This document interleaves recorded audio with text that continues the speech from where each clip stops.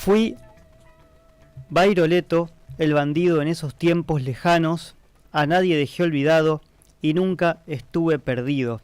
Siempre me sentí argentino, siendo de padre italiano, de todos me sentí hermano, mas no de los ricachones, yo le saqué a los tirones lo que antes habían robado.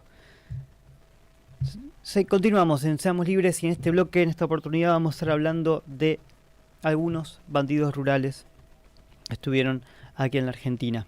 En este caso vamos a hablar de Juan Bautista Bailoreto, perseguido por 20 años, pasó de bandido rural a leyenda popular, el Robin Hood de las Pampas, que le robaba a los ricos para reparar injusticias hasta que la traición de un compañero los cercó. Su último gesto, la negativa de entregarse vivo. Durante 20 años la policía había perseguido a Juan Bautista Bailoreto por montes y pueblos, buscaban al prófugo o a su cuerpo, lo que fuera que les permitiera tener en su poder al bandido más esquivo de la región. Juan vivía allí bajo el nombre falso de Francisco Bravo, junto a su mujer y sus 2 hijas.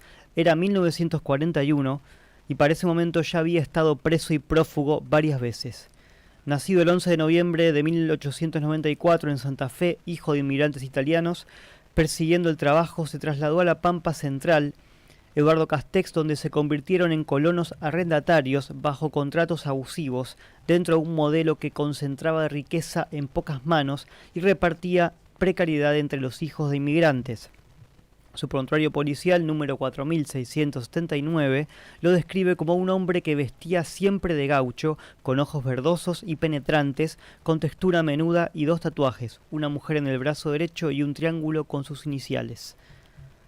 A sus 24 años, Bailoreto era conocido en el pueblo por su carisma, por su habilidad por el baile y la guitarra, frecuentaba los burdeles de la zona y allí se enamoró de una joven llamada Dora, amorío que también despertó la enemistad con el comisario, con el cabo Elías Farage, que pretendía a la misma mujer. En una región atravesada por la llamada Policía Brava, el uniforme funcionaba también como instrumento de disciplinamiento y abuso. Farage no perdía oportunidad, lo detenía todo el tiempo por delitos menores, por delitos incluso que no había cometido, lo culpaba de robar animales, y incluso hasta llegaba a encerrarlo en el calabozo. Sin saberlo, fue gestando en los ojos de aquel gaucho un odio que sería devuelto. Sería devuelto el 4 de noviembre de 1919, donde se enfrentaron a las afueras de una casa, cuando básicamente Farage intentó detenerlo, él no se dejó y sacó su arma y le disparó.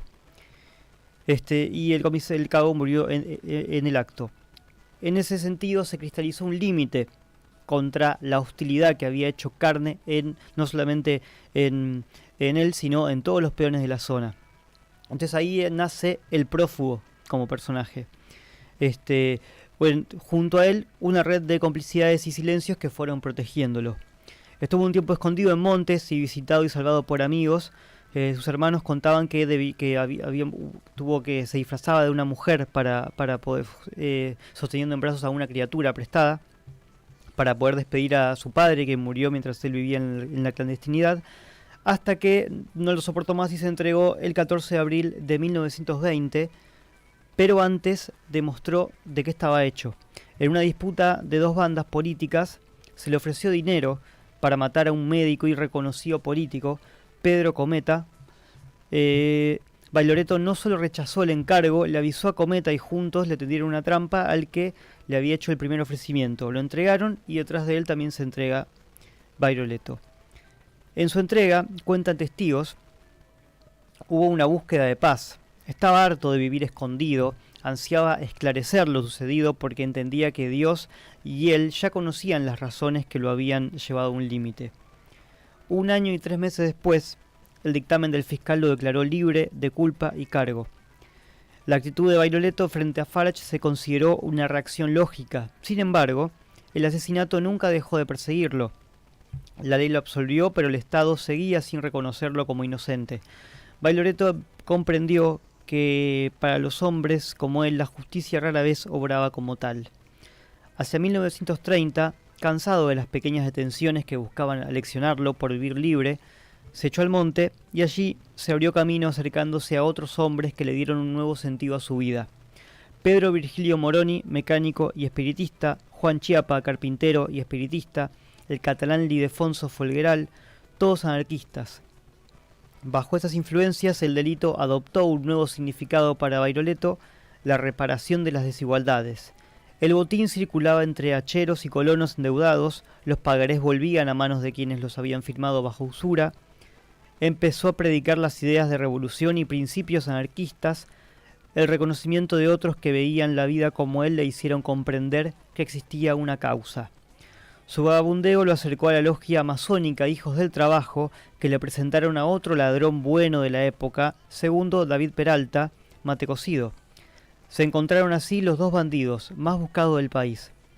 En una casona de la logia en Barracas, espacio de sociabilidad política donde confluían trabajadores italianos y sociedades de resistencia.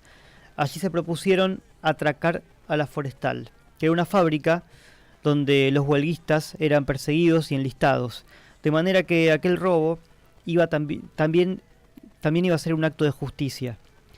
Además les dejaría a Bairoleto y mate cocido lo suficiente como para retirarse. Y como suele pasar en las mejores historias, cuando los protagonistas planean un último atraco para retirarse, suele salir mal, justamente. El primero salió bien, pero el segundo salió mal, justamente. El primero atracaron a un gerente de la Forestal que movía el dinero en su auto, pero el segundo fue cuando intentaron robar la administración de la empresa, que salió mal porque los vendieron, los recibieron a tiros y en el intercambio el intercambio igual del tiroteo murió solamente un mayordomo de la Forestal. Ellos dos salieron ilesos. Pero bueno, el contexto en ese sentido no ayudaba mucho a calmar las aguas de estos dos bandidos, porque en esos años era cuando se comenzaba a organizar lo que era lo que después terminó siendo la Gendarmería Nacional, justamente para enfrentar el bandolerismo y a la organización obrera. Entonces, Bairoleto, como era precavido, decían que al contrario que mate cocido, tuvieron una discusión y decidieron tomar diferentes caminos. Juan se instaló en Mendoza junto a Telma, su mujer, a quien había conocido mientras sus padres la escondían en la época de los atracos con Pedro, y tuvieron 2 hijas. El nacimiento de esta segunda hija lo convenció de abandonar sus aventuras. Esta es la historia de, bueno, lo conocido de esto, lo que uno conoce de esta historia es, o por lo menos lo que yo conocía de esta historia, era simplemente la canción de León Gieco, que vamos a escuchar en unos minutos, y también después apareció la teoría, no, la investigación de que también otros bandidos, como el Gauchito Gil, que es bastante reconocido a nivel popular, y tiene que ver esto con los santos populares, de cómo como decíamos al principio, como aquellos bandidos que utilizan sus actos para establecer un poco de justicia entre los humildes, entre aquellos que son bastante que son perseguidos, que son golpeados por el Estado en este caso, como aquellos que salen en su defensa son después reconocidos a través del amor popular, a través bueno, justamente en el caso puntual de protegerlo cuando es perseguido, y en el caso luego de la muerte, tenerlo presente con estatuas y pidiéndole cosas y tenerlo como un emblema de que es aquel que los defendió y aquel que los puede seguir protegiendo. Yo creo que estas historias, insisto, son muy buenas para hacer grandes películas, justamente. Sería genial que haya un gobierno que le guste invertir en cultura, en este tipo de cosas, porque así como el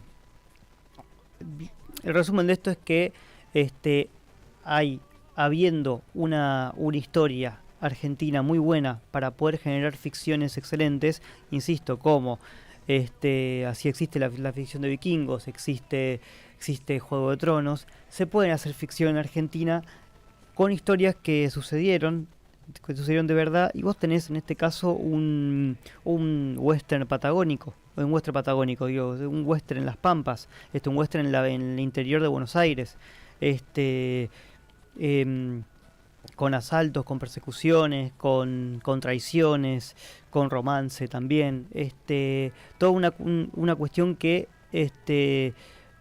puede ser muy rica para, insisto, lo que defendemos siempre en este programa, subirle el nivel a ese nacionalismo argentino y empezar a reivindicar un poco nuestra historia con nuestros personajes, no solamente con nuestros próceres, sino también con nuestros personajes. Se está viendo, hay un boom de hacer series y telenovelas. Insisto, no tengo nada con la serie de Moria, para nada.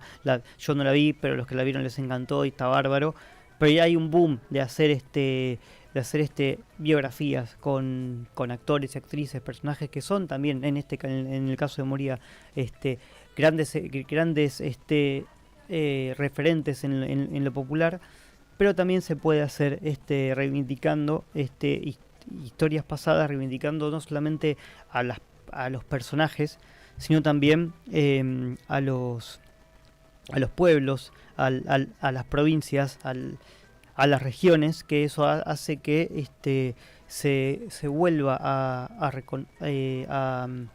aprender sobre su cultura, y que eso se enriquezca mucho más y haga un poco más grande a la patria, que creo que ese debería ser el destino de una nación, si creemos de verdad, porque lo creemos en serio, decíamos recién, si creemos de verdad que somos los más grandes del mundo, está bueno que esa grandeza se demuestre justamente, y lo más loco es que no tenemos con qué hacerlo, tenemos un montón de cosas para poder generar eso, para poder hacerlo. El problema es que no paramos de no sé cómo decirlo, no sé si es auto boicot como país. Yo creo que es simplemente que hay algunas personas que no creen en la Argentina y otros que sí, y que hoy lamentablemente continúan ganando los que no creen.